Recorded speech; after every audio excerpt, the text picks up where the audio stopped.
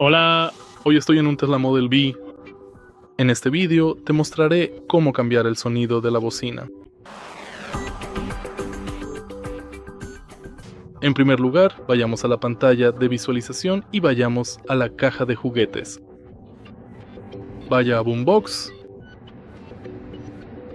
habilitar sonido de bocina, seleccionar sonido de bocina.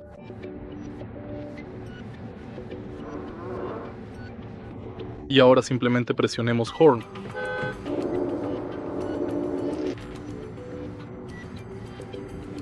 Además, también podemos así habilitar el modo Boombox.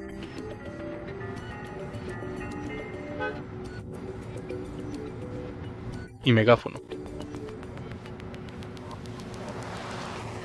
Y eso es básicamente todo. Si te resulta útil este vídeo, deja un me gusta, comenta y suscríbete.